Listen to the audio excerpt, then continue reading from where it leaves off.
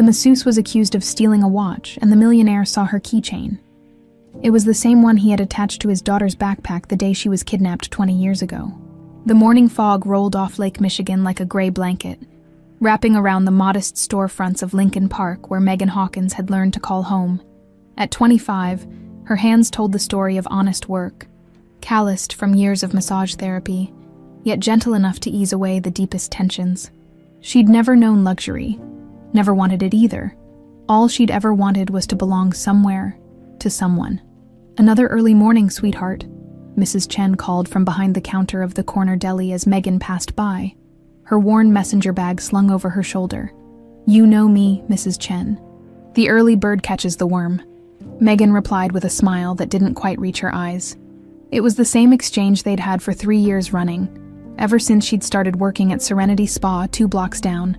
The spa wasn't much to look at, squeezed between a laundromat and a used bookstore, with a flickering neon sign that had given up on the letters years ago. But it was hers in all the ways that mattered. Frances had always told her that home wasn't about the 4 walls around you. It was about the peace you carried inside. Frances, even 6 months after the funeral, Megan still caught herself reaching for the phone to call her adoptive mother. Not that Frances had ever made it official. There were no papers, no legal adoption, just a woman who'd taken in a scared little girl with no memory and no name, asking no questions, and giving everything she had. "Morning, Megan," called Tony, the spa's owner, as she pushed through the glass door. "Got something special for you today." Megan raised an eyebrow as she hung her jacket on the hook behind the reception desk. "Special how? Please tell me it's not another client who thinks a deep tissue massage comes with a happy ending." Tony laughed, but there was something different in his expression. Excitement mixed with nervousness. "Nothing like that. Got a call last night from some high-end service, private appointment, upscale address. They specifically requested you." "Me? Why would anyone specifically request me? Beats me. But they're paying triple rate and cash up front." Tony slid a piece of paper across the counter. "Address is in Gold Coast, real fancy neighborhood." Megan stared at the address scrawled in Tony's messy handwriting. Gold Coast, where Chicago's elite lived behind iron gates and perfect lawns. She'd never set foot in that part of the city. Never had reason to. "I don't know, Tony. Sounds weird. Why would some rich person want a massage therapist from Lincoln Park when they could afford any high-end spa in the city? Money's money, kid. And frankly, we need it. The rent's going up again next month." Tony's expression softened. "Look, I get it, you're cautious. Frances raised you right. But sometimes opportunities knock. And we gotta answer the door." 2 hours later, Megan found herself standing in front of a mansion that looked like something out of a magazine. The Hawkins estate sprawled across what had to be half a city block, all clean lines and floor-to-ceiling windows that reflected the autumn sky. Her beat-up Honda Civic looked like a tin can parked between the pristine landscaping and circular driveway. She'd changed into her best professional outfit, black slacks and a white button-down that Frances had bought her for job interviews. It wasn't designer, but it was clean and pressed. In her bag, she carried her portable massage table and the essential oils she'd mixed herself, lavender and eucalyptus that always reminded her of Frances's garden. The front door opened before she could knock, revealing a man in his 50s with salt and pepper hair and eyes that looked like they'd seen too much. He wore a suit that probably cost more than Megan made in 6 months, but there was something hollow about him, like a house with all the lights turned off. "Mr. Hawkins?" she asked, though she already knew. There was something about wealthy people. They carried themselves differently, like the world owed them space. "You're the masseuse." It wasn't a question. His voice was gravelly, tired. "I'm Gregory Hawkins, come in." The interior of the house was even more intimidating than the outside. Marble floors stretched endlessly under crystal chandeliers, and every piece of furniture looked like it belonged in a museum. Megan felt her sneakers squeak against the polished stone and winced internally. "This way," Gregory said, leading her through a hallway lined with oil paintings that probably cost more than most people's houses. "I've had the room prepared upstairs." As they climbed a sweeping staircase, Megan caught glimpses of family photos in silver frames. A younger Gregory with his arm around a beautiful woman, both of them smiling at something beyond the camera. And then, in several frames, a little girl with dark curls and bright eyes, maybe 4 or 5 years old. The child appeared in photo after photo until suddenly, She didn't. Your daughter, Megan asked without thinking, then immediately regretted it. Frances had always warned her about being too curious with clients. Gregory's step faltered for just a moment. He said quietly. A long time ago. The massage room had been set up in what looked like a guest bedroom, complete with soft lighting and new age music playing from hidden speakers. Someone had gone to a lot of trouble to make it perfect, which only made Megan more suspicious about why she was really here. I'll step out while you set up, Gregory said. Take your time. As Megan unpacked her equipment, she heard voices from somewhere else in the house. Gregory's low rumble and a woman's higher, more animated tone. She tried not to eavesdrop, but the woman's voice carried an edge that made Megan's shoulders tense. 20 minutes later, Gregory returned. Having changed into a robe, he looked even more tired up close, with dark circles under his eyes and lines around his mouth that spoke of years of carrying something heavy. Before we begin, Megan said, falling into her professional routine, do you have any injuries I should know about? Any areas you'd like me to focus on? Just the usual, he said, settling onto the table face down. Stress. Too many years of it. Megan began working on his shoulders, feeling the knots of tension that had built up over what felt like decades. This part she understood. The body didn't lie. Whatever Gregory Hawkins was carrying, it had settled deep into his muscles and bones. They were 20 minutes into the session when the door burst open. Greg, honey, The woman who entered was stunning in that polished, expensive way that came from personal trainers and high-end salons. Blonde hair swept into a perfect chignon, designer dress that probably cost more than Megan's rent, and jewelry that caught the soft lighting like stars. She stopped short when she saw Megan. Oh, I didn't realize you were busy? Jessica, this is Megan, the massage therapist. Megan, my fiancé, Jessica Perry.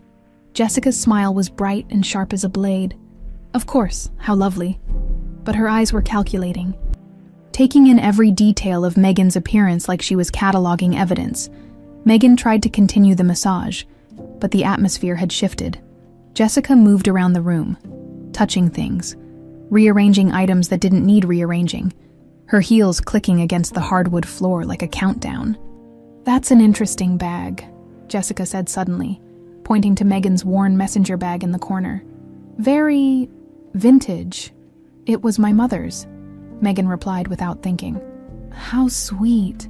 And what's that little charm? It's so unique. Megan's hand stilled on Gregory's back. She followed Jessica's gaze to where her bag had fallen open, revealing the small pink keychain that she'd carried for as long as she could remember. It was nothing special. A faded pink rabbit with one ear slightly chewed, attached to a key ring that held only her apartment key. Frances had told her it was with her when they'd found each other, the only link to whatever life she'd had before. Just an old keychain, Megan said, trying to keep her voice casual. But something had changed in the room. Gregory had gone completely still under her hands, and when she looked up, Jessica was staring at the keychain with an expression that made Megan's stomach drop.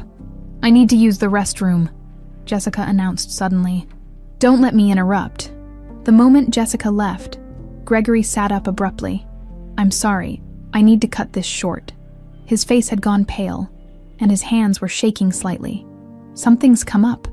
Megan began packing her equipment, confused and increasingly uncomfortable. She was nearly finished when Jessica returned, but something about her demeanor had shifted. Gone was the polished socialite. In her place stood someone harder, more calculating. Before you go, Jessica said, her voice honey-sweet, I should mention, my engagement ring is missing. A very expensive piece, Tiffany. White gold, 3-carat center stone, her eyes fixed on Megan.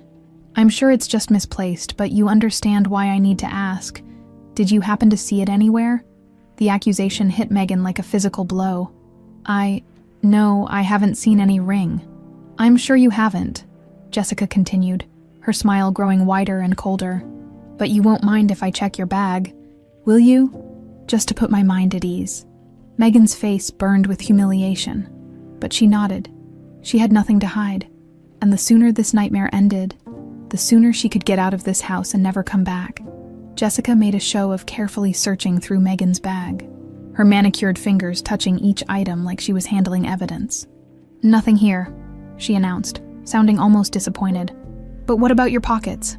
Jessica, that's enough, Gregory said, but his voice lacked conviction. It's fine, Megan said, though her hands were shaking as she turned out her pockets. I want this cleared up. That's when it happened.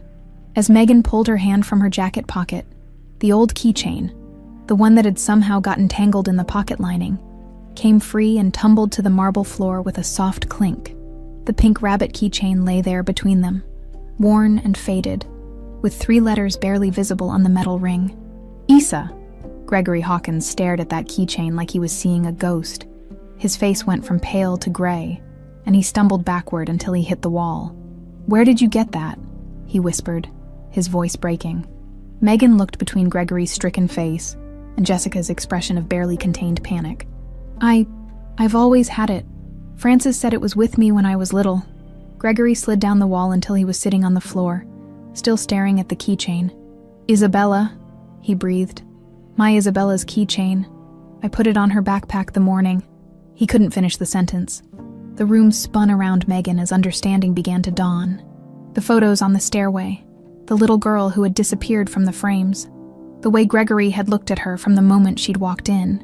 That's impossible, Jessica said quickly, but her voice was strained. Greg, you're obviously upset. This is just some coincidence. 20 years, Gregory whispered, his eyes never leaving the keychain. 20 years I've been looking for her. Megan's legs gave out, and she sank into the nearest chair. I don't understand. Francis found me at a hospital when I was 5. I was abandoned. You weren't abandoned, Gregory said, finally looking up at her with eyes full of tears and something that might have been hope. You were taken. The silence in the room stretched like a taut wire ready to snap. Megan stared at the pink keychain on the marble floor, her mind reeling. 20 years. The same amount of time she'd been alive in her memories. Everything before age 5 was just darkness, like someone had erased the first part of her life with a giant eraser. Greg, you're clearly having some kind of episode, Jessica said, her voice sharp with forced concern. This is just a coincidence. Lots of children have similar keychains. Not like this one. Gregory's voice was barely a whisper as he reached for the keychain with trembling fingers. I bought this myself. Custom made at a little shop in Wicker Park. The woman there said she'd never seen a pink rabbit quite like it. The ears were hand-stitched, one deliberately shorter than the other because Isabella loved lopsided things. He turned the charm over in his palm. And I engraved Isa myself with her father's day gift, a cheap engraving tool she'd given me. Megan felt like she was drowning in air. This is insane. I'm just a massage therapist from Lincoln Park. I can't be your daughter, Gregory finished softly, looking at her with new eyes. God, how did I not see it before? You have your mother's chin, her way of tilting her head when she's confused. My mother was Frances Richardson. She was a nurse who found me abandoned at Chicago General when I was 5 years old, with no memory and no identification except... Megan's voice broke as she gestured toward the keychain. Except that Jessica's laugh was brittle, desperate. This is ridiculous, Greg. You need to call Dr. Morrison. You're clearly having some kind of breakdown. I need to call Caleb, Gregory said, pulling out his phone with hands that wouldn't stop shaking. Caleb will know what to do. As Gregory made his call, Megan found herself staring at Jessica, who was watching her with an expression that made her skin crawl. There was something calculating in those perfect blue eyes, something that reminded Megan of a predator sizing up prey. You should go, Jessica said quietly, moving closer to Megan. This is a very difficult time for Gregory. The anniversary of Isabella's disappearance is next week, and he always gets emotional. But what if he's right? Megan whispered. What if I really am? You're not. Jessica's voice was firm, final. You're a troubled young woman who's taking advantage of a grieving father's pain. I've seen it before. People who prey on families who've lost children, pretending to be their missing loved ones for money. The accusation hit harder than the theft allegation had. I'm not after his money. I didn't even know who he was before today. Didn't you? Jessica's smile was cold.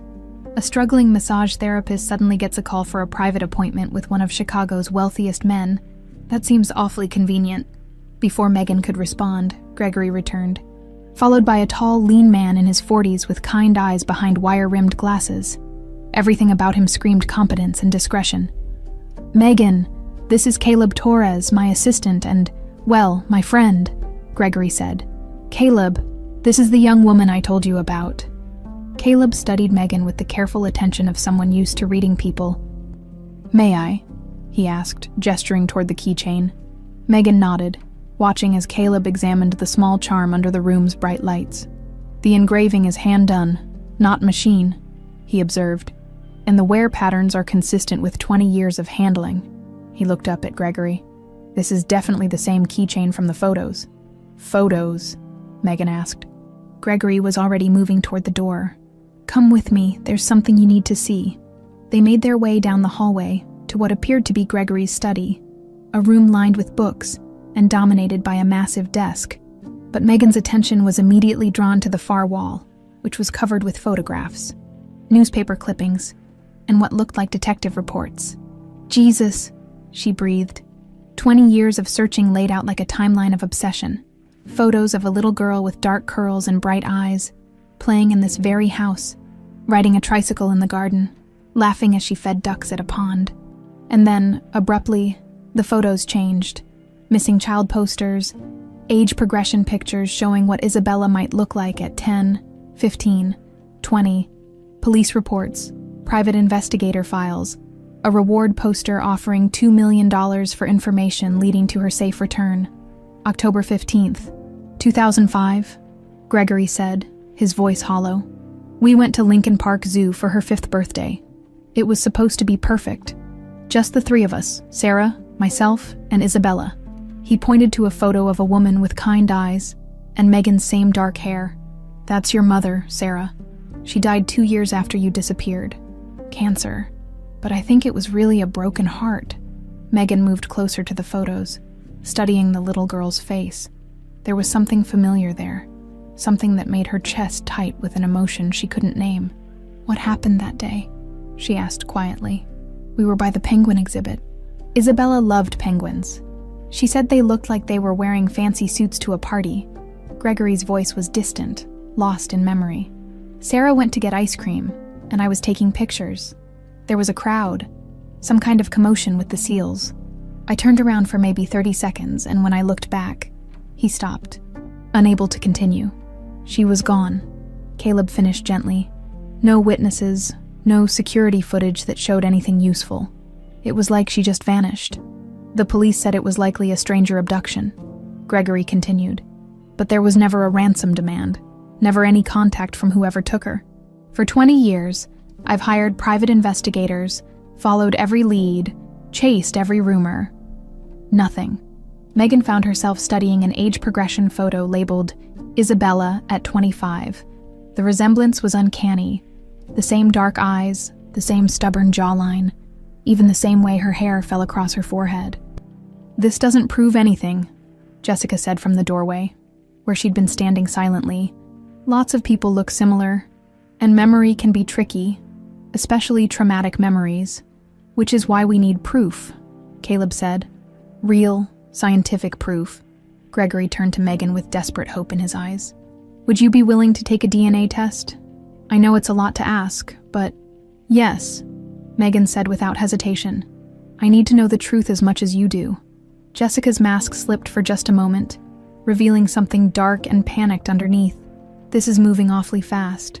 Maybe everyone should take some time to think." "I've been thinking for 20 years, Gregory said firmly. "Caleb, can you arrange for a test today?" "I'll make some calls," Caleb agreed. "We can have results back within 72 hours. As they discussed logistics, Megan found herself drawn back to the photos of little Isabella. In one, the child was holding the same pink keychain, grinning toothlessly at the camera. In another, she was asleep in what looked like this very house, the keychain clutched in her small fist. "Frances never told me where she really found me," Megan said suddenly. "She always said it was at the hospital, but she was vague about the details. She said I was traumatized, that I couldn't remember anything before that day. Trauma can cause memory loss," Caleb observed, "especially in young children. But sometimes memories come back," Gregory added hopefully. "With time, with the right triggers."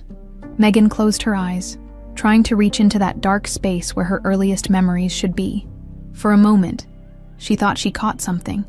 the sound of water, the smell of popcorn, a man's voice saying her name. But it slipped away like smoke. "I should go," she said suddenly, feeling overwhelmed. "This is all too much." "Of course," Gregory said quickly.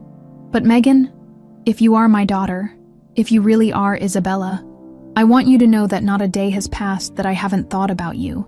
Not a day that I haven't hoped you were safe, that someone was taking care of you the way Frances apparently did." Tears she didn't expect burned Megan's eyes. "And if I'm not, if this is all just some horrible coincidence," Gregory's smile was sad but genuine, "then I'll have had the privilege of meeting a remarkable young woman who reminds me that there's still kindness in the world." As Megan gathered her things to leave, Jessica appeared at her side. "I'll walk you out," she said with false brightness. They made their way to the front door in silence, but as Megan reached for the handle, Jessica grabbed her arm. "Listen to me very carefully," Jessica said, her voice low and dangerous. "I don't know what your game is, but I won't let you destroy Gregory's life with false hope. He's been through enough." "I'm not playing any game," Megan replied, trying to pull away. "I'm just as confused as everyone else." "Are you?" Jessica's grip tightened. A struggling massage therapist suddenly discovers she might be the long-lost heir to a fortune. That's quite the fairy tale. "Let go of me." Jessica released her arm but stepped closer. "The DNA test will prove you're nobody special, and when it does, I expect you to disappear and never come back. Gregory doesn't need another disappointment. And if it proves I am his daughter," Jessica's smile was sharp as broken glass, "it won't." But as Megan walked to her car, she caught Jessica's reflection in the front window, and the expression on the woman's face wasn't confidence. It was pure, undiluted fear, driving home through the familiar streets of Lincoln Park. Megan's mind raced. Everything she thought she knew about herself, about her life, might be a lie. Frances, the woman who'd raised her with such love and care, had kept secrets, and somewhere in the locked recesses of her mind were memories of a life she couldn't access, memories of parents who'd loved her, of a home she couldn't remember losing. She pulled into her apartment building's parking lot and sat in her car for a long moment, staring at the pink keychain. Such a small thing to hold so much weight, such a tiny object to potentially change everything. As she climbed the stairs to her modest apartment, Megan couldn't shake the feeling that someone was watching her. She turned around twice, but the street was empty except for the usual evening traffic. Inside her apartment, she went straight to the shoebox where she kept the few mementos Frances had left her. There wasn't much. Some photos, Frances's nursing school pin, and at the bottom, an old composition notebook she'd never bothered to read. Frances's handwriting was shaky on the cover. For Megan. When she's ready for the truth, with trembling hands, Megan opened the notebook and began to read. October 15th, 2005. Frances's journal. A man brought her to the emergency room tonight. Said he found her wandering near the zoo, crying and calling for her mama. She's maybe 5 years old. Dark hair, big scared eyes. No ID. No family looking for her that we can find. The man seemed nervous. Wouldn't give his name. Just said she needed help and left before anyone could ask questions. The poor little thing keeps asking for someone named Papa and talks about penguins, doctor. Martinez thinks she might have hit her head. There's some swelling. Memory loss isn't uncommon with head trauma in children this young. She had this pink keychain clutched in her fist. Won't let go of it for anything. Megan's hands shook as she read Frances's careful handwriting. Each entry painted a picture of a confused, traumatized child who'd been brought to the hospital by a mysterious stranger. Not abandoned on the steps like Frances had always told her, but delivered by someone who knew she needed help. October 20th, 2005. No one's come looking for her. Police ran her description but got nothing. Social services wants to place her in the system, but something about this whole situation doesn't sit right with me. That man who brought her in. I keep thinking about how nervous he was, how he kept looking over his shoulder. She's been staying with me while they processed the paperwork. She started calling me Frances instead of crying for her mama. Maybe that's for the best. October 30th, 2005 made my decision. I'm going to apply to be her foster mother. The social worker says it shouldn't be a problem. I've got the nursing background, the clean record, the space, but I've also decided something else. I'm never going to tell her the real story of how she came to me. Some secrets are meant to protect. If someone took this child from her family, if someone hurt her enough to cause memory loss, then maybe forgetting is a mercy. Maybe being Megan Richardson is safer than being whoever she was before. Megan closed the journal, her heart pounding. Frances had lied to her for 20 years, but the more she read, the more she understood why. Frances had been protecting her from something, or someone. Her phone buzzed with a text from an unknown number. "This is Caleb Torres. DNA appointment scheduled for 10 a.m. tomorrow at Chicago Medical Lab on Michigan Avenue. Please bring ID." The reality of what was happening hit her like a freight train. In less than 24 hours, she'd know for certain whether Gregory Hawkins was her father, whether she was the missing Isabella, whether her entire life had been built on a foundation of necessary lies. She was still staring at the text when her phone rang. "Hello. Megan, this is Gregory." His voice was hesitant, hopeful. "I hope you don't mind me calling. Caleb gave me your number." "It's fine," she managed. "I wanted to apologize for today. I know it was overwhelming. Jessica thinks I'm rushing things, that I should give you more time to process." "Mr. Hawkins," Megan interrupted. "I found something. A journal that Frances kept.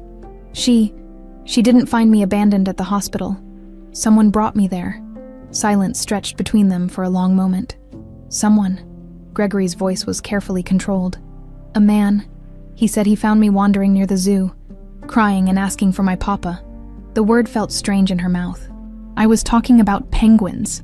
She heard Gregory's sharp intake of breath. Isabella loved penguins that day at the zoo. She'd been so excited to see them. "There's more," Megan continued, flipping through the journal. "Frances thought something was wrong about the whole situation. The man who brought me seemed nervous, like he was afraid of something." "What else does it say?"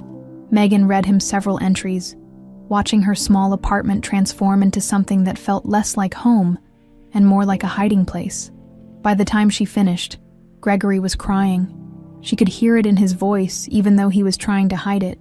20 years, he whispered. "You were so close this whole time, and I never knew. We don't know anything for certain yet," Megan said, though even as she spoke the words, she felt the truth settling into her bones like winter cold. "The DNA test will confirm what I already know in my heart," Gregory finished. "You're my daughter. You're my Isabella." After they hung up, Megan sat in her quiet apartment, surrounded by the modest life she'd built. Everything felt different now. The second-hand furniture Frances had helped her pick out, the photos of the two of them at various nursing school graduations and small celebrations. Even the view from her window seemed changed. If she was Isabella Hawkins, then this wasn't her real life. This was just the life she'd been given when her real one was stolen. Meanwhile, across the city in the Hawkins mansion, Jessica Perry was having a very different kind of evening. She stood in Gregory's study, staring at the wall of photos and investigative reports with growing panic. "This is insane," she muttered, pulling out her phone. "Absolutely insane." She scrolled through her contacts until she found the number she needed. It rang 4 times before a gravelly voice answered. "Jesus, Jess, it's late. It's... What do you want?" "We have a problem, Nathan. A big problem." "What kind of problem?" Jessica looked around to make sure she was alone, then lowered her voice. "The girl, Isabella, she's alive, and she's found her way back to Gregory." The silence on the other end of the line stretched so long, Jessica thought the call had dropped. "That's impossible," Nathan finally said. "The nurse promised she'd never tell anyone where the kid came from. She swore." "Well, promises don't mean much when you're dead, do they?" Jessica snapped. "Frances Richardson died 6 months ago, and apparently she left behind some kind of journal with details about how she got Isabella. How much does the girl know?" "Enough. Gregory's convinced she's his daughter, and they're doing a DNA test tomorrow." Another long silence. "Nathan, are you listening to me? If that test comes back positive, if Gregory finds out you were the one who took Isabella, he won't." Nathan's voice was hard. "Because she's not Isabella. She can't be." "What do you mean?" "She can't be. You were there. You took her from the zoo." "I took a little girl from the zoo," Nathan corrected, "but I never confirmed her identity. It was chaos that day. Kids everywhere, parents screaming. I grabbed the first dark-haired girl I could find wearing the right clothes. Jessica felt her world tilt. What are you saying? I'm saying maybe I took the wrong kid. The phone slipped from Jessica's hand, clattering to the floor. If Nathan had taken the wrong child 20 years ago, then who was Megan? And more importantly, where was the real Isabella Hawkins? The next morning found Megan sitting in the sterile waiting room of Chicago Medical Lab. Her palms sweaty and her heart racing. Gregory had offered to come with her, but she'd insisted on doing this alone. She needed to face whatever truth was coming without the weight of his desperate hope pressing down on her. Megan Richardson, a technician called. The blood draw took less than 5 minutes. But those 5 minutes felt like the longest of her life. The technician, a cheerful woman named Carol, chatted about the weather while she worked, completely oblivious to the fact that she was extracting DNA that would either confirm or destroy a family's 20-year search for their missing child. Results will be available online through our patient portal in 72 hours, Carol said, handing Megan a card with her login information. Though sometimes we get them back a bit sooner. 72 hours, 3 days to wait for an answer that would change everything. Megan was walking back to her car when she spotted a familiar figure across the street. Jessica Perry was sitting in a black BMW, talking animatedly on her phone, when she spotted Megan. Jessica quickly ended her call and rolled down her window. Megan, what a coincidence. It didn't feel like a coincidence. It felt like surveillance. Jessica, what brings you to this part of town? Oh, errands. Jessica's smile was bright and completely unconvincing. How did your appointment go? Fine, Megan said carefully.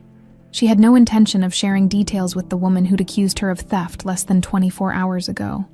I hope you understand that Gregory is very fragile right now, Jessica continued. The anniversary of Isabella's disappearance is always difficult for him. Sometimes he sees things that aren't there, hopes for things that can't be true, and sometimes people find exactly what they've been looking for, Megan replied. Jessica's mask slipped slightly. DNA tests can be inconclusive. Contamination, lab errors, false positives. They're not as reliable as people think. I guess we'll find out. As Megan drove away, she watched Jessica in her rearview mirror. The woman sat in her car for several more minutes, phone pressed to her ear again, gesturing frantically. Whatever conversation she was having, it wasn't a pleasant one. That evening, Megan returned to Frances's journal, reading deeper into the entries. Frances had been meticulous in documenting everything.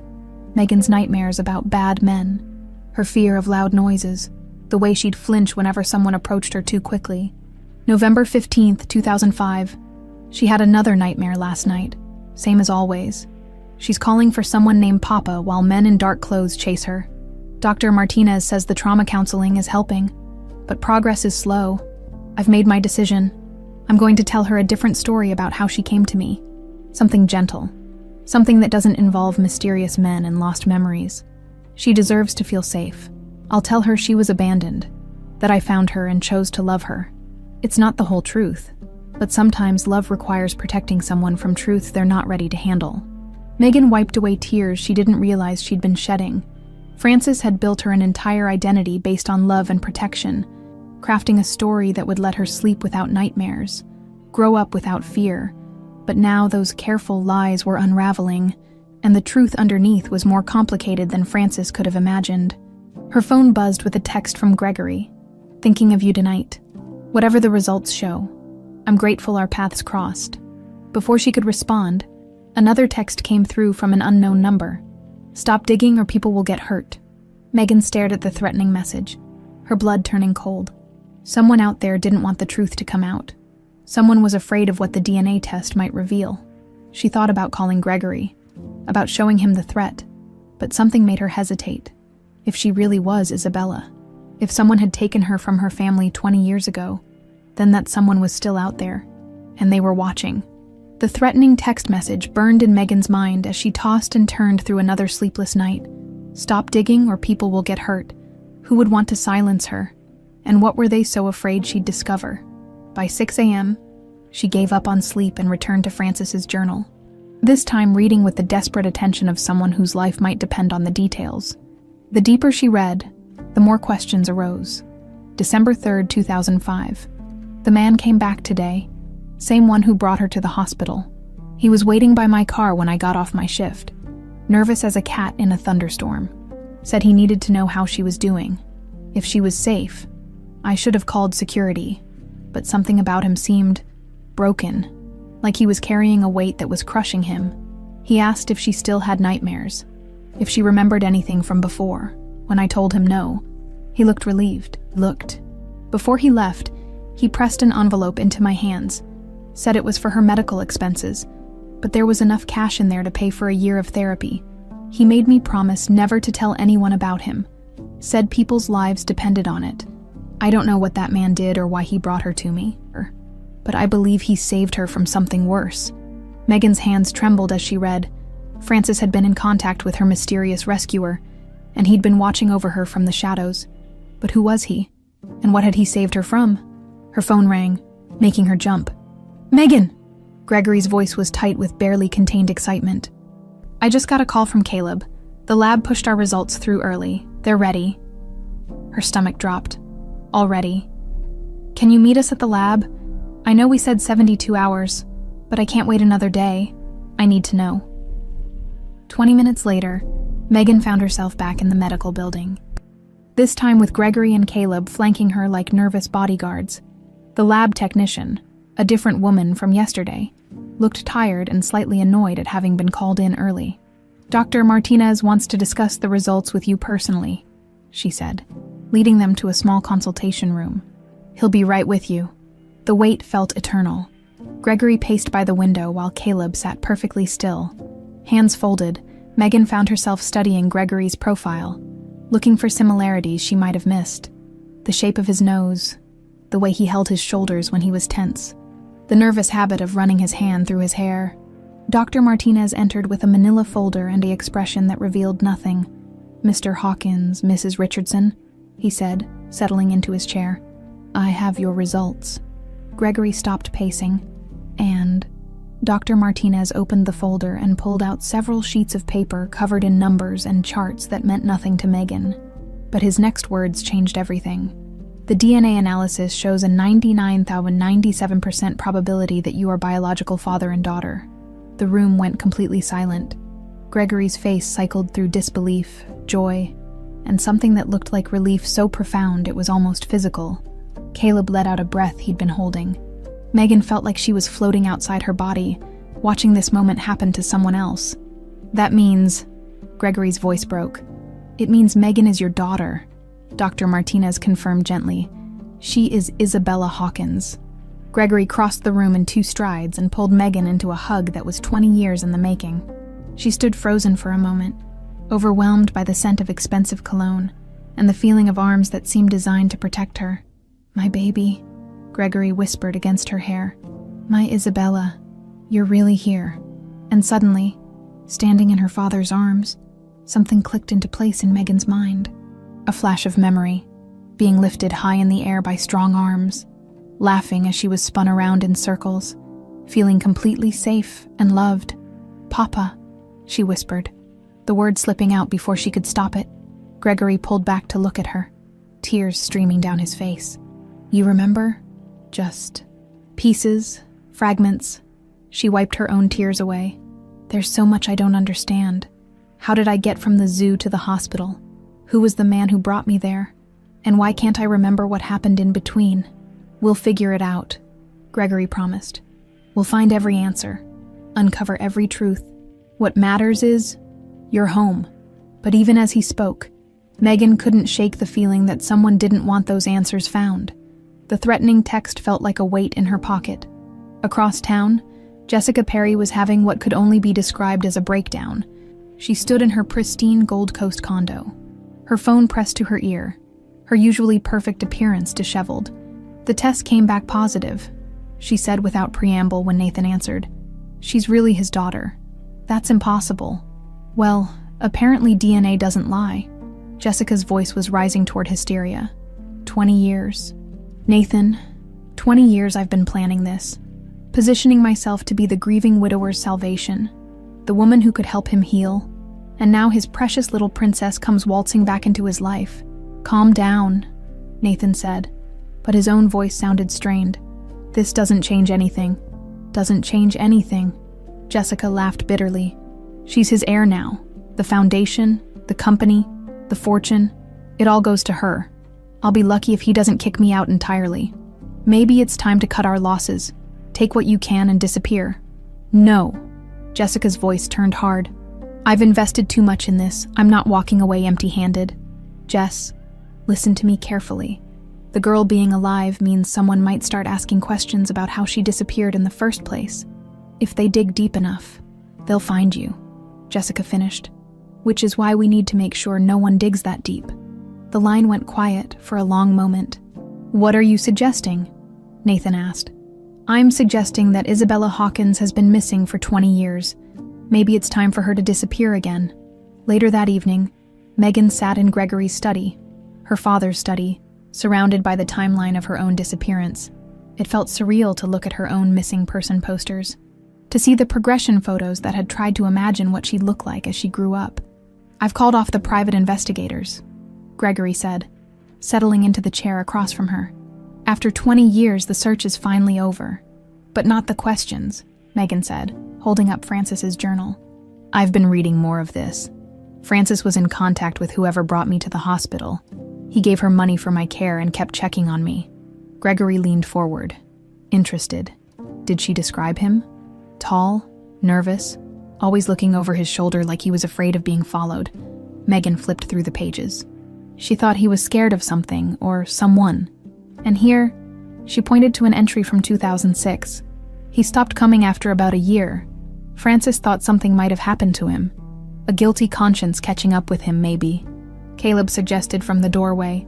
He'd been making calls, trying to track down information about Francis Richardson's career and contacts. Or someone made sure he couldn't talk, Megan said quietly. The room fell silent as the implications sank in. There's something else, Caleb said, entering with a thick folder. I've been digging into Francis Richardson's background. She was an excellent nurse, spotless record, but there's an interesting gap in her employment history. What kind of gap? Gregory asked. She took a leave of absence from Chicago General in October 2005, right around the time Megan appeared. Officially, it was for family reasons, but she didn't have any family. She was an only child, parents deceased, never married, no children of her own, until me, Megan said softly. The interesting thing is how she paid for everything. Raising a child isn't cheap, especially with all the therapy and medical care you needed in those early years. But her bank records show regular cash deposits, always just under the reporting threshold, always in amounts that would cover your expenses. Megan felt a chill run down her spine. Someone was paying her to take care of me. It looks that way, Caleb confirmed. The deposits continued until her death 6 months ago. So whoever brought me to Francis wasn't just abandoning me, Megan said, pieces clicking into place. He was arranging for my care, making sure I'd be safe and looked after. But why? Gregory asked. If someone kidnapped you, why would they care about your welfare? Before anyone could answer, the lights went out. The house plunged into darkness so complete it seemed solid. Emergency lighting kicked in a moment later, casting eerie shadows across the room. Stay close, Gregory said, moving protectively toward Megan. Caleb was already on his phone. Security company says it's not a power outage. Someone cut the main lines. That's when they heard it. The sound of breaking glass from somewhere else in the house. The panic room, Gregory whispered urgently. Now. But as they moved toward the hidden door behind his bookshelf, they could hear footsteps in the hallway. Measured, deliberate, getting closer. Someone had come for Isabella Hawkins.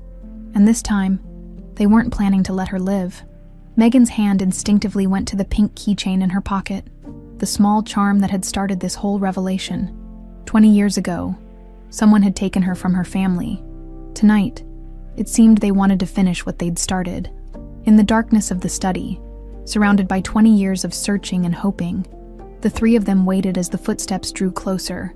Somewhere in the house, a door opened with a soft creak. Papa, Megan whispered, the childhood name coming naturally now.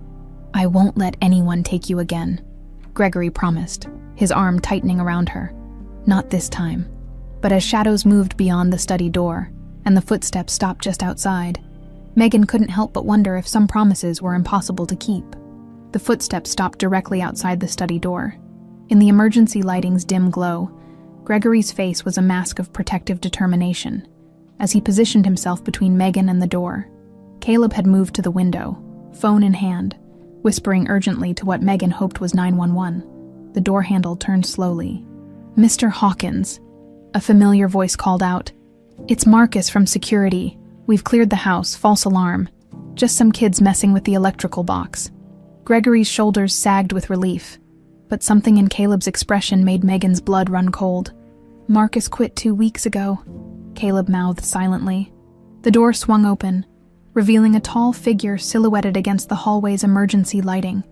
As he stepped into the room, Megan could see his face clearly for the first time. Weathered, tired, with eyes that held decades of regret. "Hello, Isabella," the man said quietly. "You've grown up beautiful. Just like your mother." "Who are you?" Gregory demanded, stepping forward. "Someone who's been watching over your daughter for 20 years, the man replied. "Someone who needs to explain what really happened before it's too late." Megan studied his face, searching for recognition. There was something familiar about his voice, something that made her chest tight with half-remembered fear. "You're him," she whispered. "You're the one who brought me to Francis." The man nodded slowly. "My name is Nathan Perry, and 20 years ago, I made the biggest mistake of my life." Gregory's face went white. "Perry, you work for me?" "You worked for me. I was your head of security," Nathan confirmed, "until you fired me and destroyed my family." The pieces began clicking into place with horrible clarity. Megan remembered Jessica's last name, Perry. This man shared her surname, but the resemblance was more than just coincidental. "Jessica is your sister," Megan said. "My baby sister." Nathan's voice was heavy with pain. "And the reason I took you from that zoo 20 years ago, October 15th, 2005. 20 years earlier, Nathan Perry had been Gregory Hawkins's head of security for 8 years, ever since leaving the Chicago Police Department. He was good at his job, thorough, reliable, invisible when he needed to be.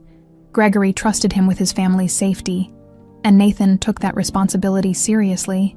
But trust was a fragile thing, and Gregory's had shattered 3 months earlier when he discovered Nathan skimming money from the security budget. Not much, just enough to cover his sister Jessica's college tuition and their mother's medical bills, just enough to keep his family from drowning in debt. The firing had been swift and brutal. Not only had Gregory terminated Nathan's employment, but he'd made sure the man would never work in security again. A few calls to the right people, a few carefully worded references, and Nathan Perry became unemployable. Within 2 months, Nathan's mother was dead. They couldn't afford her cancer treatments without his steady income. Jessica had to drop out of Northwestern, her dreams of becoming a lawyer crumbling along with everything else. "You destroyed us," Nathan had told Gregory during their final confrontation. "Over a few $1,000s, you destroyed my entire family. You stole from me," Gregory had replied coldly. "You violated my trust. There are consequences for that." Nathan had left the Hawkins mansion that day carrying a rage that burned like acid in his chest. Gregory Hawkins had everything: money, power, a beautiful family. And he'd crushed Nathan's family like they were insects beneath his expensive shoes. So when Nathan saw Gregory at Lincoln Park Zoo with his precious wife and daughter, celebrating little Isabella's 5th birthday, the rage boiled over into something darker. If Gregory could destroy Nathan's family, then Nathan would return the favor. "I followed you that day," Nathan continued, his voice barely above a whisper. "Watched you playing happy family while my mother was dying in a charity ward bed. I waited until you were distracted, until there was chaos near the seal exhibit." Gregory's hands were clenched into fists.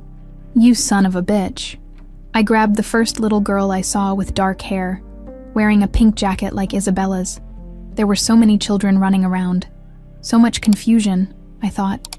Nathan's voice broke. "I thought I was taking your daughter." Megan felt the room spinning around her. "But you weren't." "No," Nathan said, looking directly at her. "I took someone else's child, some other family's little girl. It wasn't until I got you to my car that I realized my mistake. You kept crying for Papa and talking about penguins. But when I looked at you closely, really looked, you knew I wasn't Isabella," Megan finished again. Nathan nodded miserably. Wrong eye color, wrong facial structure. Even your voice was different. In my rage, I'd destroyed an innocent family instead of the one I'd intended to hurt. So what did you do?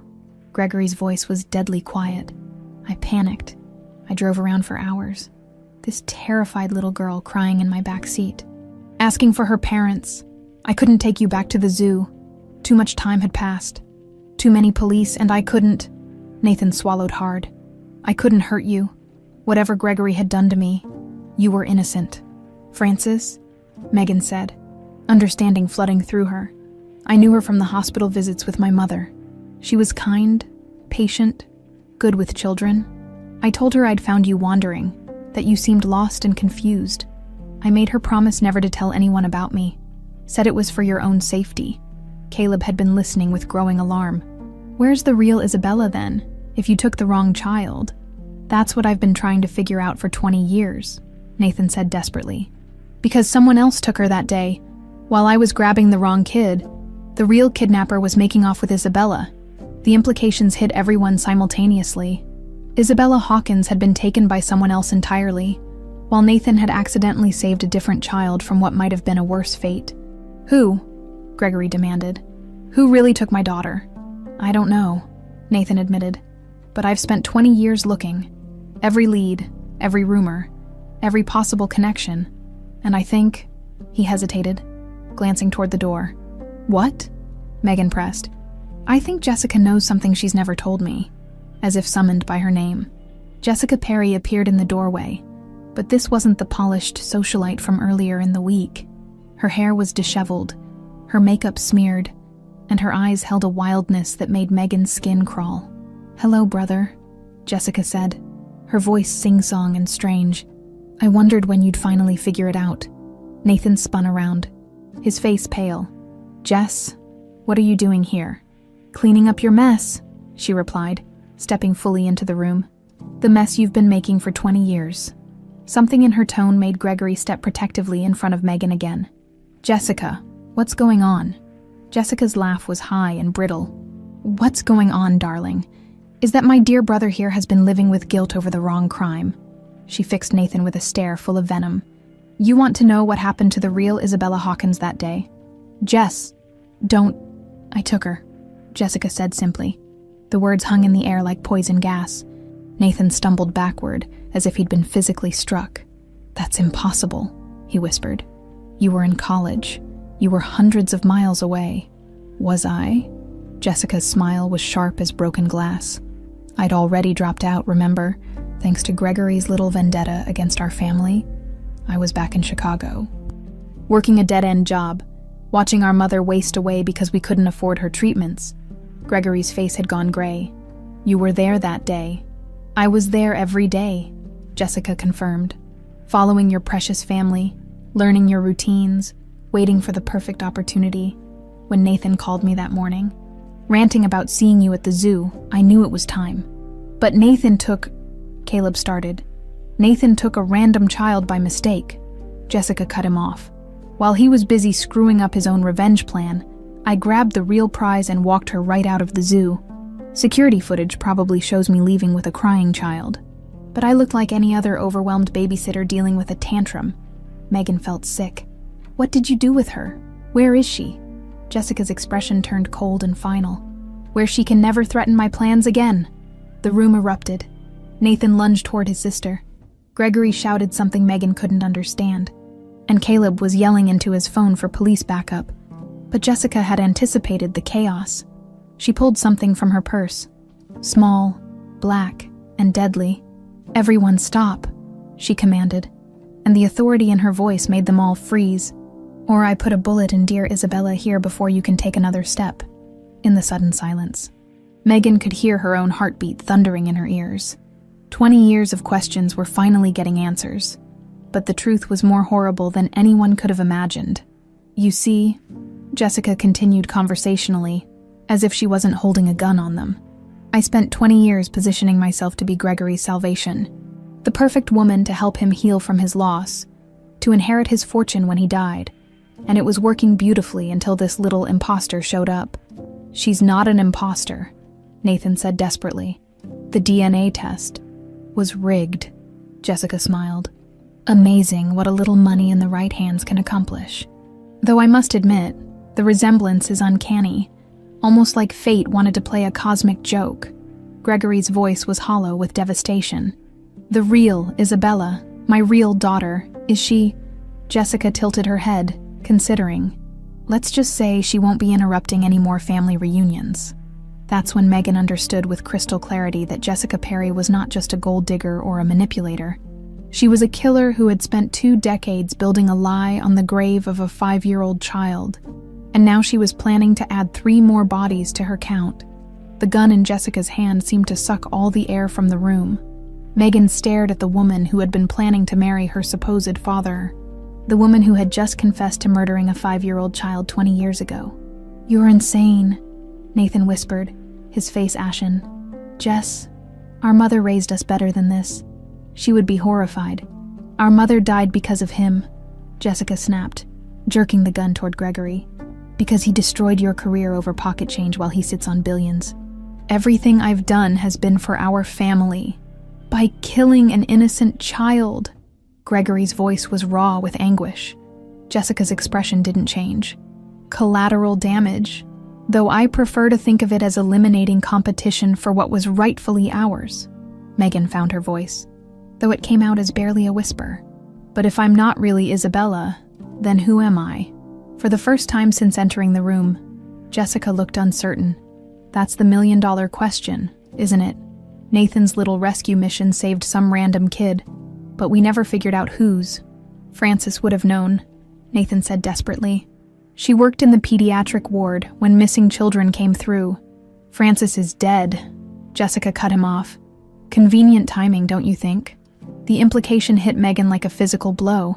"You killed her too." Frances was getting sentimental in her old age, started asking questions about you. "Wanted to know more about your real family?" I couldn't let her start digging around in old hospital records. Gregory moved slightly, testing Jessica's attention. How did you do it?" "Cancer's a terrible thing," Jessica said with mock sympathy. "Sometimes the wrong medications find their way into the wrong IV bags. Medical errors happen all the time in hospitals." Megan felt her knees buckle. Frances, the woman who had raised her with such love and care, had been murdered because she'd wanted to learn more about Megan's origins. The guilt was overwhelming. "She loved you, you know," Nathan said quietly, looking at Megan.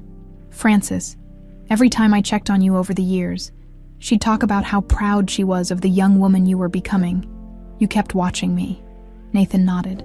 "From a distance, making sure you were safe, that you had what you needed. The money I sent helped pay for your education, your apartment, your car. I owed you that much after destroying your real family." "How touching," Jessica sneered. 20 years of guilt payments. Though I have to wonder, how do you think your real parents felt? Losing their child because my brother couldn't tell one dark-haired girl from another. The words cut deep, because Megan had been wondering the same thing. Somewhere out there, a family had lost their daughter, because Nathan Perry's need for revenge had made him careless. They had spent 20 years not knowing what happened to their child, while she had been living a borrowed life. "I tried to find them," Nathan said, as if reading her thoughts. "Spent every spare dollar I had on private investigators, searched missing children databases, followed every lead, but without knowing your real name or where you were taken from. The trail went cold," Caleb finished grimly. "Not entirely," Jessica said, a cruel smile playing at her lips. "I've actually done quite a bit of research on our little foundling here. Amazing what you can discover with the right resources." Megan's heart pounded.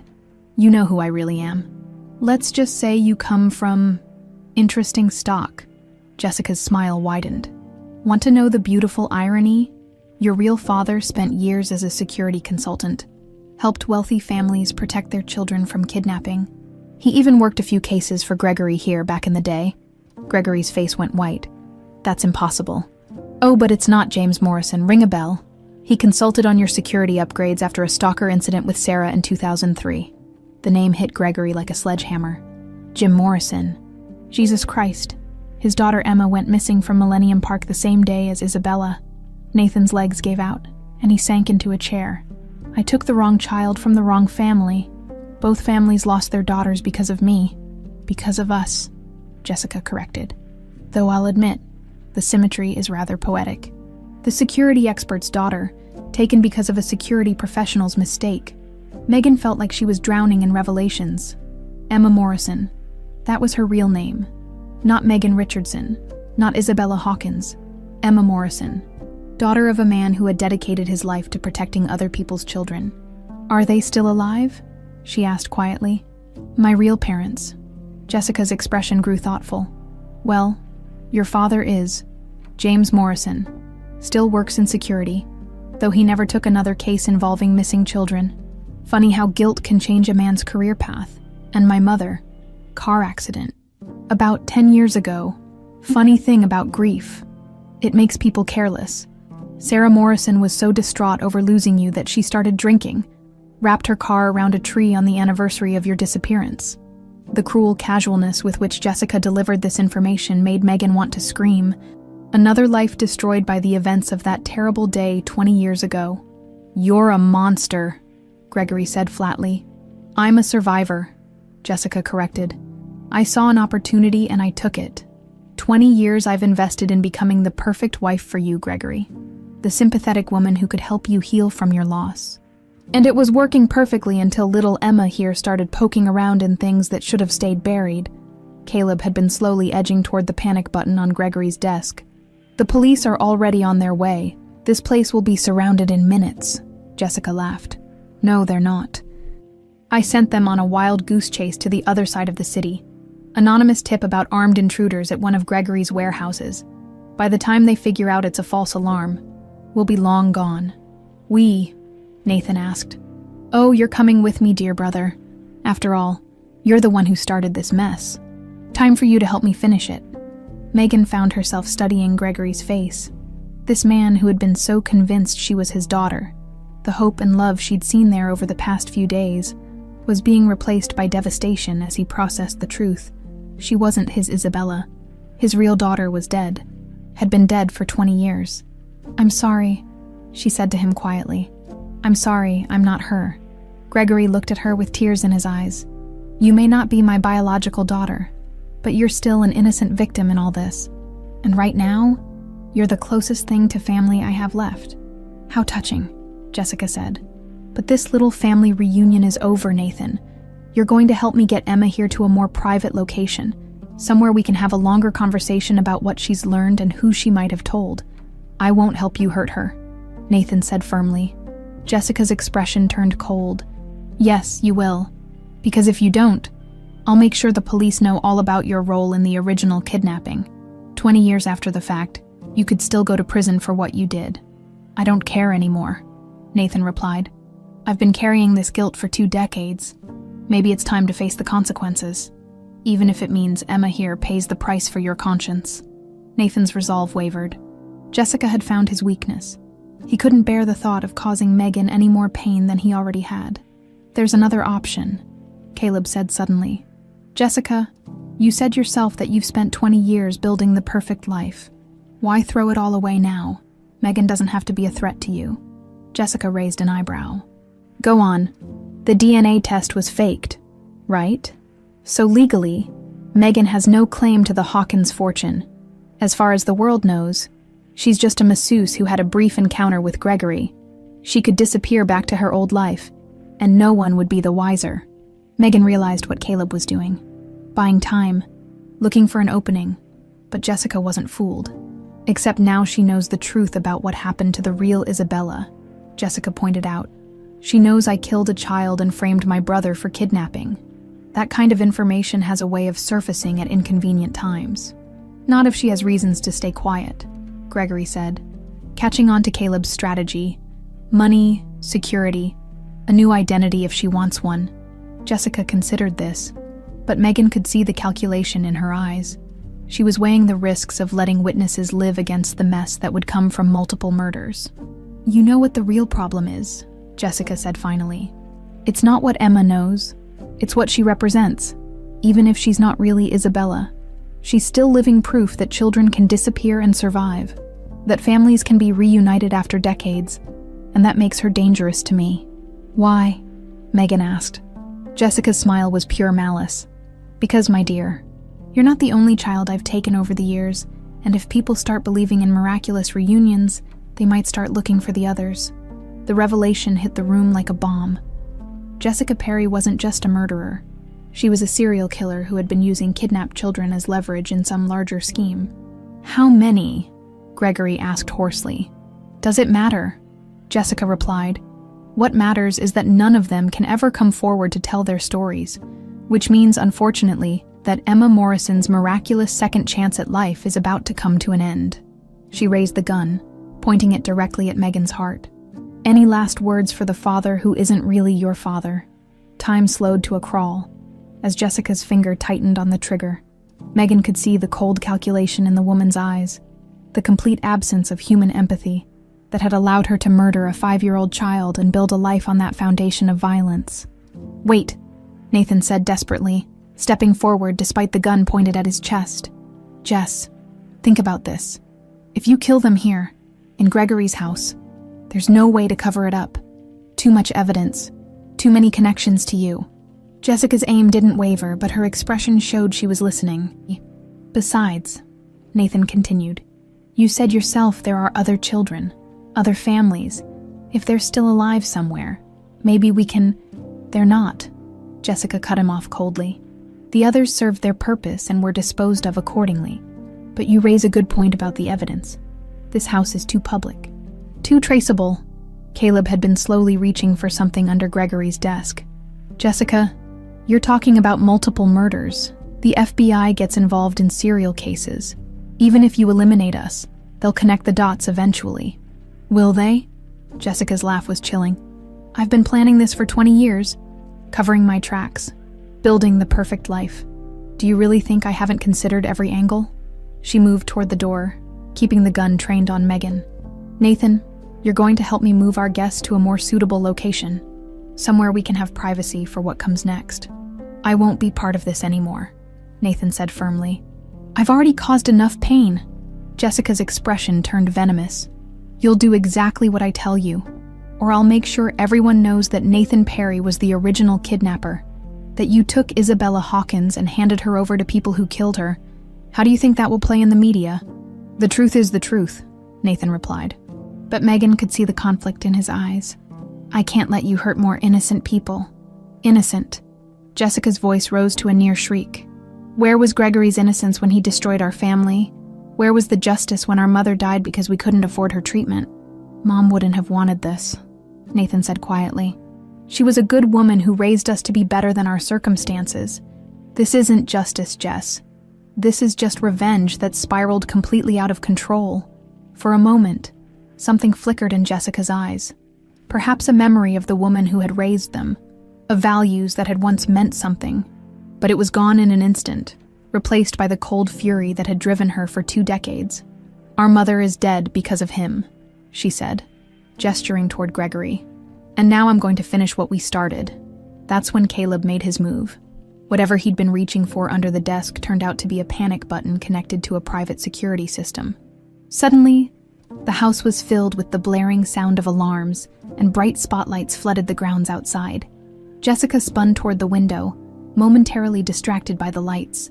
It was the opening Nathan had been waiting for. He lunged forward, grabbing for the gun. The 2 siblings struggled. 20 years of shared history and conflicting loyalties playing out in desperate physical combat. Jessica was smaller, but vicious, clawing at Nathan's face as they fought for control of the weapon. Run! Gregory shouted, grabbing Megan's hand and pulling her toward the door. But before they could reach it, the gun went off. The sound was deafening in the enclosed space. Nathan staggered backward, clutching his shoulder as blood seeped between his fingers. Jessica had maintained control of the weapon, and now she pointed it directly at Gregory's head. Nobody moves, she commanded, breathing hard from the struggle. Nathan, I'm disappointed. After everything we've been through together, you're choosing strangers over your own sister. I'm choosing what's right, Nathan gasped, his face pale from blood loss. Something I should have done 20 years ago. Jessica's expression grew calculating. You know what? Maybe it's time for a change of plans. Maybe instead of eliminating witnesses, I create some leverage. She looked directly at Megan. How much do you think Gregory would pay to keep his adopted daughter alive? Even if you're not really Isabella, you've still managed to work your way into his heart. Don't, Gregory said firmly. Whatever you're thinking, don't. Take me instead. Oh, I'm taking you both, Jessica smiled. Along with dear Caleb here, 3 hostages give me a lot more negotiating power than 3 bodies. Caleb had been trying to stem Nathan's bleeding with his jacket. Jessica, the security company will have called the police by now. Real police this time, not diverted by false alarms. You have maybe 10 minutes before this place is surrounded. Then we'd better move quickly, Jessica replied. Nathan, despite your newfound conscience, you're still coming with us. Can't have you staying behind to play hero with the authorities. I can barely stand, Nathan protested. But Jessica's expression made it clear that his physical condition was irrelevant to her plans. Then lean on someone, she said coldly. Because if you're not in that car in 5 minutes, I'm going to start shooting people until you change your mind. As they moved through the darkened house toward the garage, Megan found herself walking beside the man who had inadvertently saved her life 20 years ago. Nathan was struggling to stay upright, his face gray with pain and blood loss. I'm sorry, he whispered to her, for all of it. For taking you from your real family, for what happened to your parents, or for what's happening now. You saved me, Megan replied quietly. If you hadn't taken me that day, I might have ended up like the others Jessica mentioned. But your real parents suffered because of a choice you made in anger and grief, Megan finished.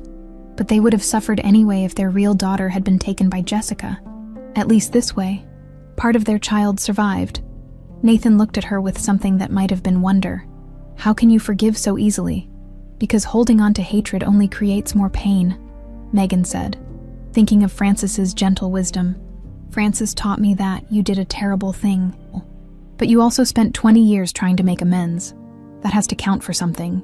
Behind them, Jessica was forcing Gregory and Caleb along at gunpoint, her voice a constant stream of threats and instructions. But ahead of them, Megan could see something that made her heart race with hope. Red and blue lights flashing through the garage windows. The police had arrived. Shit, Jessica muttered, noticing the lights at the same time. Change of plans. We're going out the back. But as they turned toward the rear of the house, they could hear vehicles pulling up in the alley behind the property as well. Gregory's security system had worked exactly as designed, summoning a response that surrounded the entire estate. Looks like you're out of options, Caleb observed. Jessica's laugh was bitter and desperate. Oh, I'm far from out of options. You see, the beautiful thing about hostages is that they give you tremendous negotiating power. She grabbed Megan's arm, pressing the gun against her temple. Time to see how much Chicago's finest value the life of one confused young woman. Through the windows, they could see police officers taking positions behind their vehicles. Spotlights illuminating the house like a stage. A loudspeaker crackled to life. This is Detective Morrison. Chicago PD, we have the building surrounded. Release your hostages and come out with your hands visible. Megan's blood turned to ice. Morrison, Detective Morrison. Her real father was the negotiator trying to save her life, and he didn't even know it. Well, Jessica said, having caught the name as well. How's that for cosmic irony? Daddy's come to rescue the daughter he doesn't know he has. Nathan straightened despite his injury. Jess, this is over. You can't fight the entire Chicago Police Department. Can I? Jessica's grip on Megan tightened. Watch me. She moved toward the front door, dragging Megan with her. Detective Morrison, she called out. I have 4 hostages in here, including a young woman who's very special to Mr. Hawkins. I'm sure we can work out some kind of arrangement. The loudspeaker crackled again. What are your demands? Jessica's smile was triumphant and completely insane. Safe passage out of the city, a car with a full tank of gas, and a 1-hour head start before you start looking for us. And if we refuse, then you'll be investigating 4 homicides instead of a hostage situation, Jessica replied cheerfully. Starting with the girl, I understand she's already lost one family to tragedy. Would be a shame for Detective Morrison to lose another innocent child on his watch. Megan could see her reflection in the window, could see the fear in her own eyes as she stood with a gun pressed to her head. but she could also see the police cars beyond, could see the shadowy figures of officers moving into position. Somewhere out there, James Morrison was trying to save his daughter's life without knowing she was his daughter.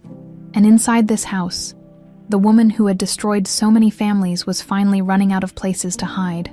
"What's it going to be, detective?" Jessica called out. "Do we have a deal?"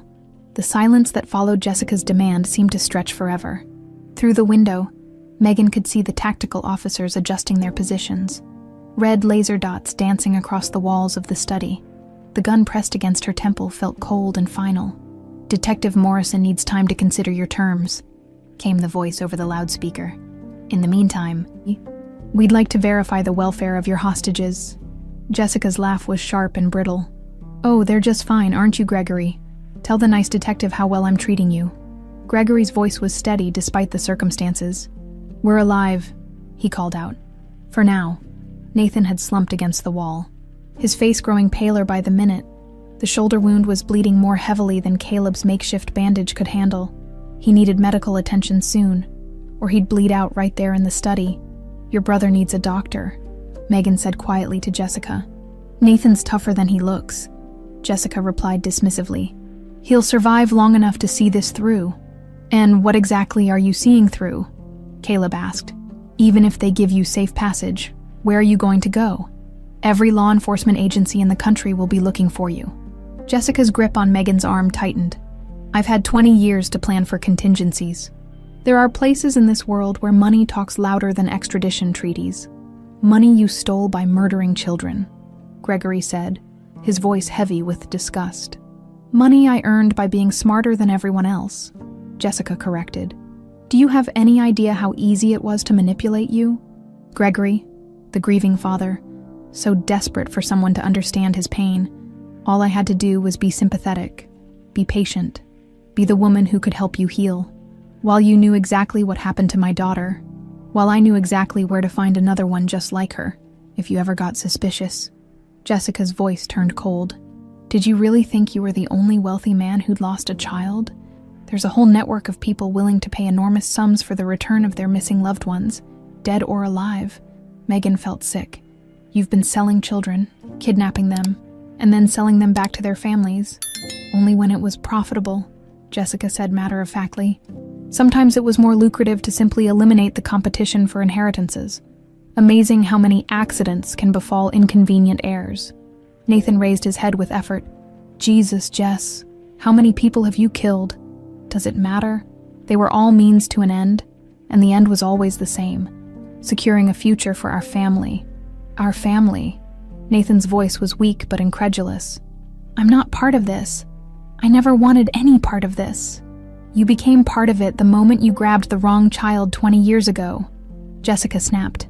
"Everything that happened after that was just cleaning up your mess." Through the window, they could see more vehicles arriving. FBI, by the look of the black SUVs with government plates.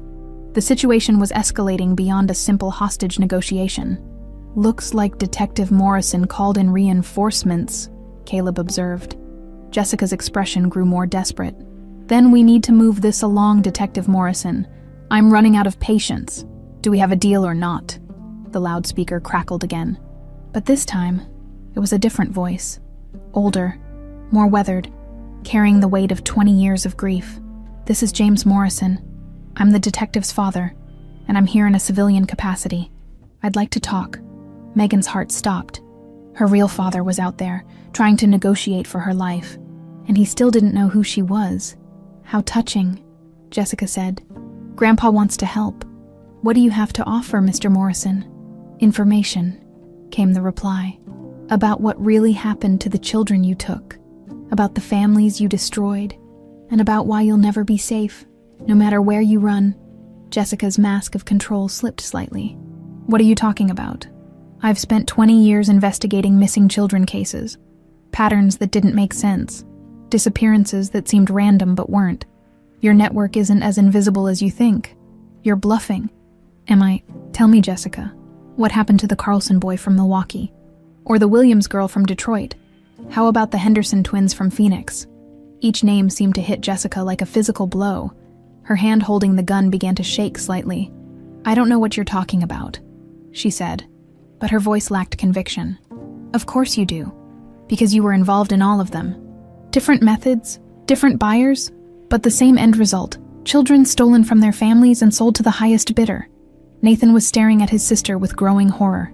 Jess, tell me he's lying. Tell me you didn't. Shut up, Jessica snapped. Just shut up and let me think. But Megan could see that Jessica's carefully constructed plans were falling apart. The arrival of James Morrison had introduced an element she hadn't anticipated. Someone who knew about her other crimes, who could connect dots she thought she'd erased. Here's what I think happened. James Morrison's voice continued over the loudspeaker. 20 years ago, your brother accidentally interfered with one of your operations. He grabbed the wrong child, disrupted your timeline, forced you to improvise. You had to take Isabella Hawkins quickly, without your usual preparation. Jessica's face had gone white. That's not... And because you were rushed, you made mistakes, left evidence, witnesses, people who could identify you if they ever had reason to look closely. Caleb was watching Jessica's reactions carefully. That's why you killed Frances, he said suddenly. Not because she was getting curious about Megan, but because she could identify you from 20 years ago. Frances saw you that day, Megan added, understanding flooding through her. When Nathan brought me to the hospital, you were there, watching, making sure he followed through. Jessica's composure was cracking completely. You don't understand. None of you understand what it's like to have nothing, to watch your family die because people like Gregory won't share what they have too much of anyway. So you decided to take it, Gregory said, by any means necessary. I decided to level the playing field, Jessica corrected. Rich people's children disappear, and suddenly they understand what it's like to lose everything. Some of them were smart enough to pay for the return of their loved ones. Others you killed anyway, Nathan finished, his voice barely a whisper, including 5-year-old children who never hurt anyone. Jessica's mask finally fell away completely, revealing the cold killer underneath. Collateral damage. Sometimes sacrifices are necessary for the greater good. Whose greater good? Megan asked. How many families have to suffer so you can feel like you've evened the score? As many as it takes, Jessica replied without hesitation. That's when Megan realized that Jessica Perry wasn't just a killer or a kidnapper. She was completely, irredeemably insane. 20 years of violence and manipulation had twisted her into something that barely resembled a human being. The loudspeaker crackled again. Jessica, this is Detective Morrison. Detective. My father's given you a lot to think about, but here's something else to consider. We know about the offshore accounts. We know about the safe houses. We know about the people you've been working with. Jessica's gun hand was shaking visibly now. You're lying. The Cayman Islands account under the name Jennifer Patterson. The house in Costa Rica purchased through a shell corporation.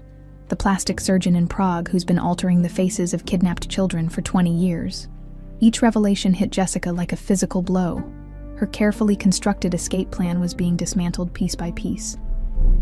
We've been building a case against your entire operation for 5 years, Detective Morrison continued. The only thing we were missing was you, and now you've delivered yourself right to our doorstep. Jessica's breathing was becoming rapid and shallow. Panic was setting in as she realized that her 20-year reign of terror was finally coming to an end. This is impossible, she whispered. I covered my tracks. I was careful. You were careful, James Morrison's voice agreed. But you made one critical mistake. You underestimated a father's love for his missing child. Jessica looked around the room wildly, searching for options that no longer existed. The police had her surrounded. Her crimes had been exposed. And her hostages were no longer afraid of her. It's over, Jess, Nathan said gently. It's finally over. But Jessica Perry had one final card to play. Jessica's final card came in the form of a proposal that nobody saw coming. Detective Morrison, she called out, her voice regaining some of its calculated composure. I have a counteroffer. What if I told you that your investigation has been missing the most important piece of the puzzle? The silence from outside stretched for nearly a minute before James Morrison's voice returned. What piece? The location of every child your task force has been looking for. All of them, alive or dead. I know where they are. Megan felt the gun pressed against her temple shift slightly as Jessica's grip changed. The woman was gambling everything on one final negotiation.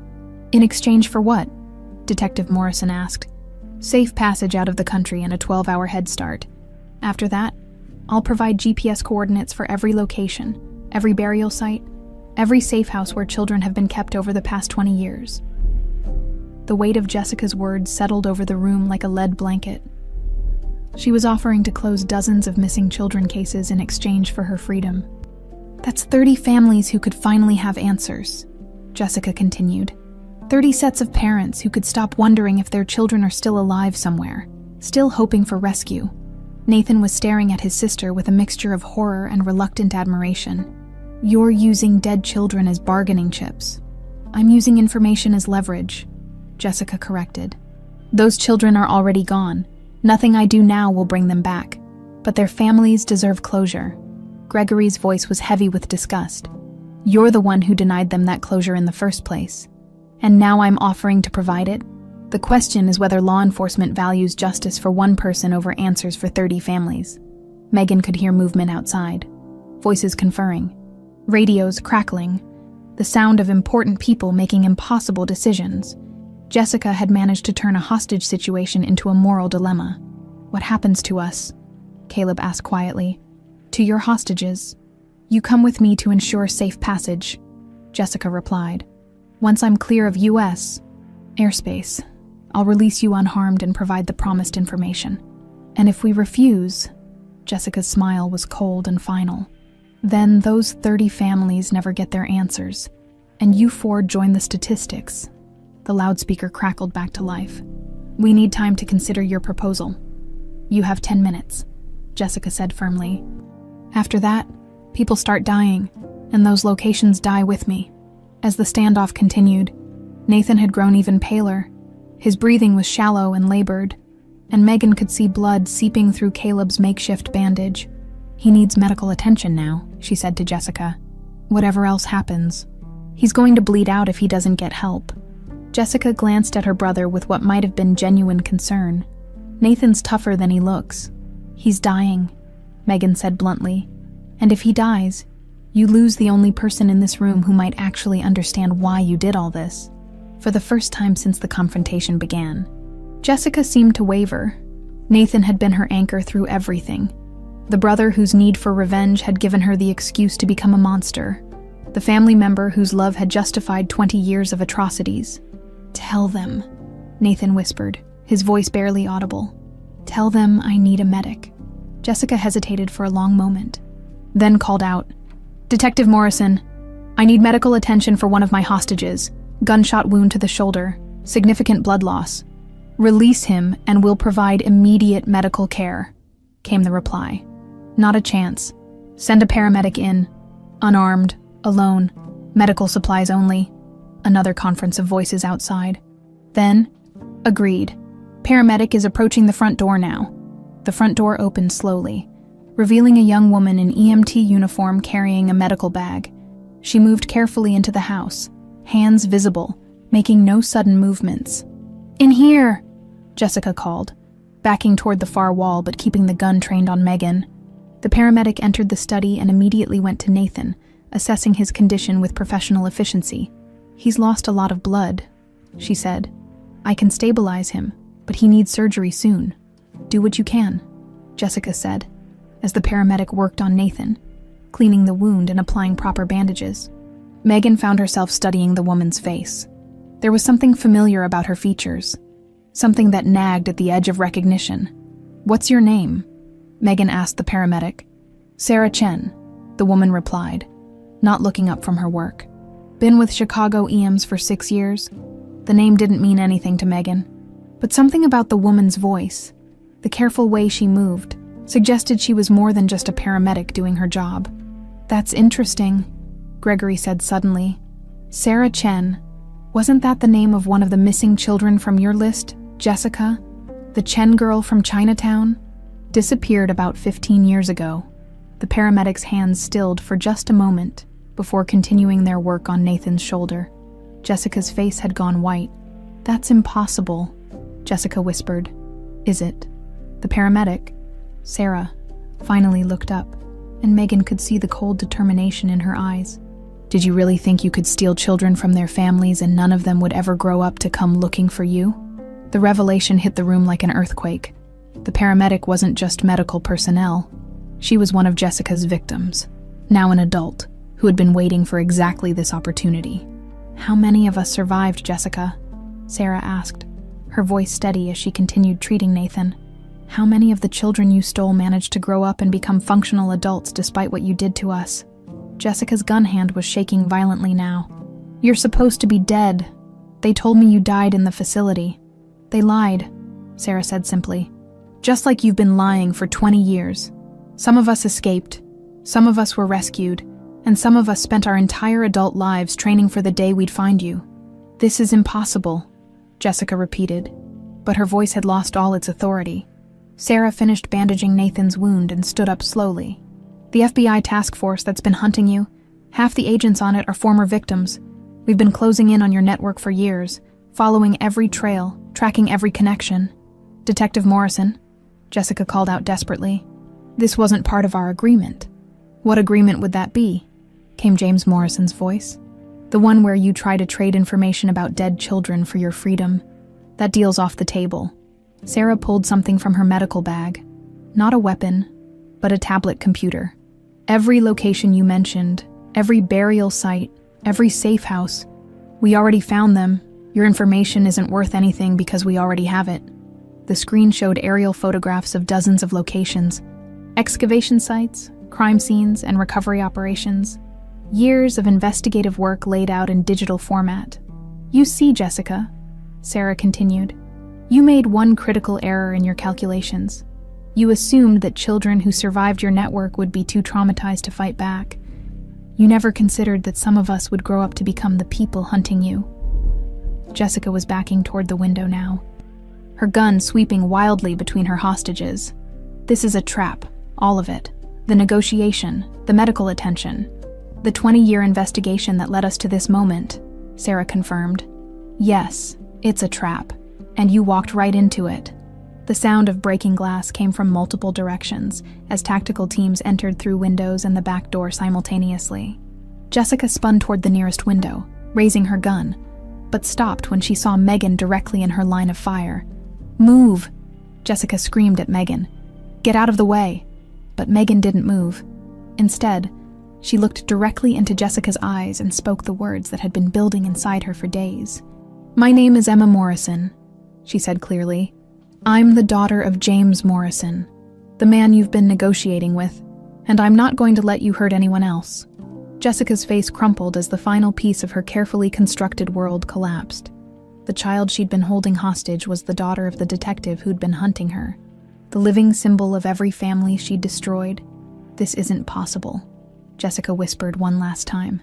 "It's not only possible," came James Morrison's voice from the doorway as he entered with a team of FBI agents.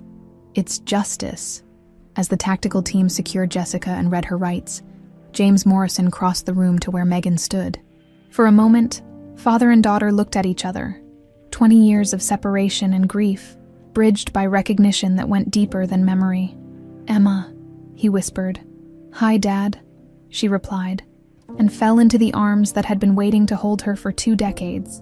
3 months later, Emma Morrison Hawkins stood at the podium of the Hawkins Foundation's annual gala, looking out at an audience that included some of Chicago's most influential families, many of whom had experienced the terror of missing children themselves. The ballroom was decorated in soft blues and whites, with photographs of reunited families displayed throughout the space. "When I was 5 years old," she began, her voice steady despite the magnitude of the moment, "I was taken from my family at Millennium Park.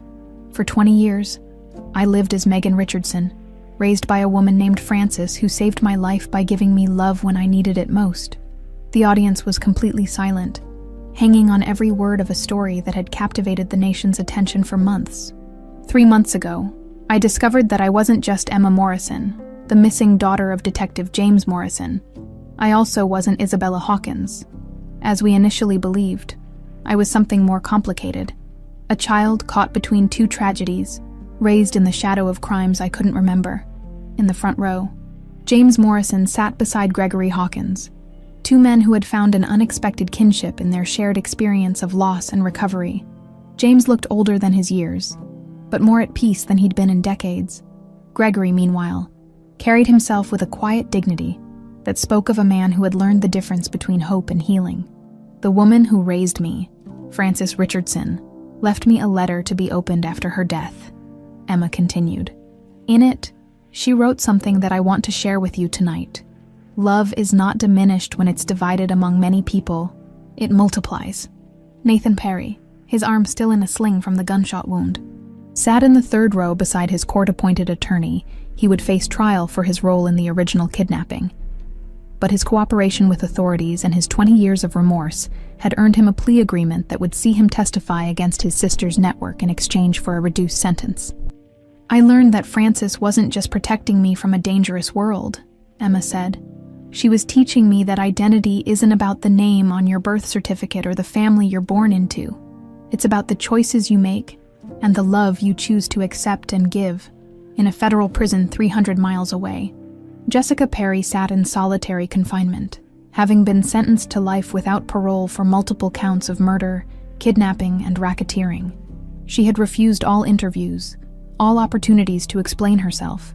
The network she'd built over 20 years was being systematically dismantled by a task force led by Sarah Chen and other survivors who had dedicated their lives to stopping people like Jessica. When I stood in that room 3 months ago, Emma continued, with a gun pointed at my head by someone who had destroyed so many families, I had a choice to make. I could choose anger, revenge, hatred for the years that were stolen from me, or I could choose something else. Caleb Torres, now serving as the Hawkins Foundation's Director of Operations, watched from the wings with obvious pride. He and Emma had grown close over the past months, their shared experience of that terrible night having forged a bond that was deepening into something more meaningful. I chose forgiveness, Emma said simply. Not because the crimes committed against my family and so many others weren't terrible, not because justice shouldn't be served, but because hatred would have stolen even more years from me, and I refused to let that happen. The audience erupted in spontaneous applause, but Emma raised her hand for silence. Tonight, I'm announcing the creation of the Morrison Hawkins Initiative for Missing Children, she continued. This program will provide support for families of missing children, fund advanced DNA testing for unidentified remains, and train former victims to become advocates and investigators. She gestured toward a large screen that displayed photos of dozens of children who had been found alive, or whose remains had been identified through the investigation of Jessica's network. 43 children have been located as a direct result of the investigation that began with a pink keychain falling on a marble floor, Emma said. 18 were found alive, including 12 who are now adults. 25 families finally have closure about children who died years ago. Among those photos was one of the real Isabella Hawkins, whose remains had been discovered in a wooded area outside the city just weeks before. Gregory had been able to bury his daughter properly at last, and the closure, while painful, had allowed him to begin genuinely healing. But perhaps most importantly, Emma continued, we've learned that families aren't just defined by blood. They're defined by choice, by commitment, by the decision to love someone regardless of how they came into your life. She looked directly at Gregory, who smiled through tears he didn't try to hide.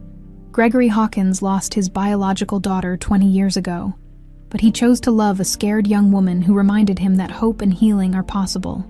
James Morrison found his missing daughter, but he also gained an understanding that love doesn't diminish when it's shared with others who have earned it.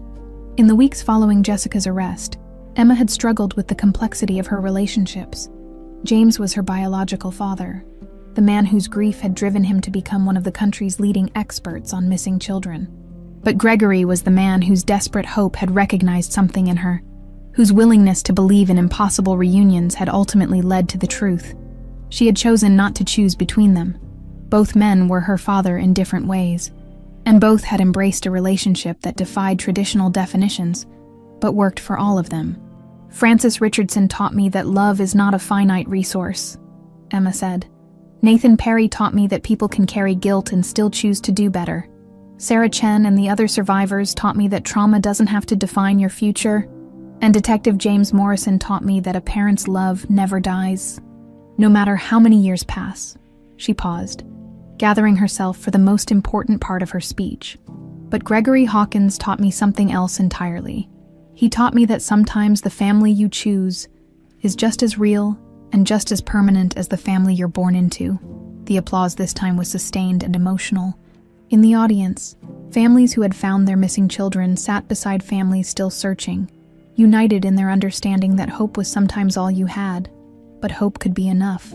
The Hawkins Foundation will continue its work, Emma concluded, but with a new mission, we will help families find their missing loved ones.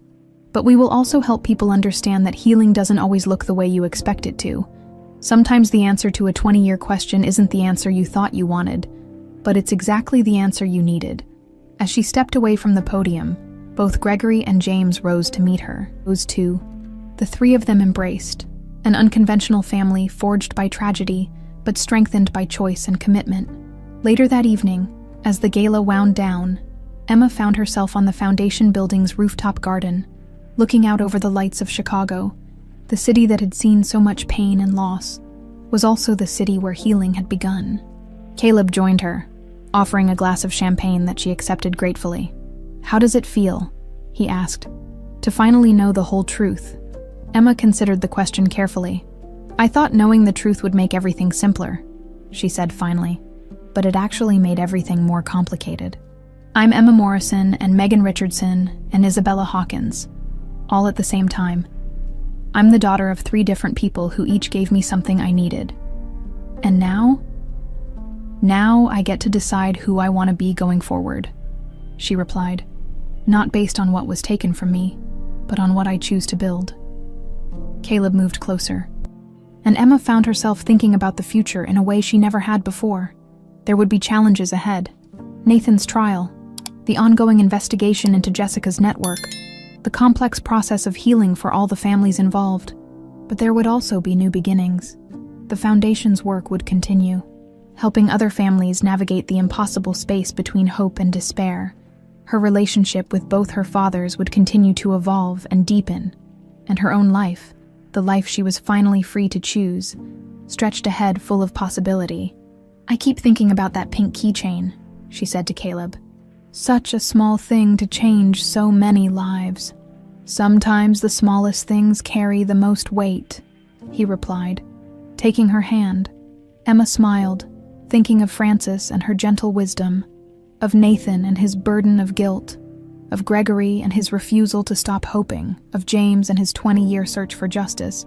She thought of Jessica, alone in her cell, having destroyed so many lives in pursuit of a justice that was really just revenge.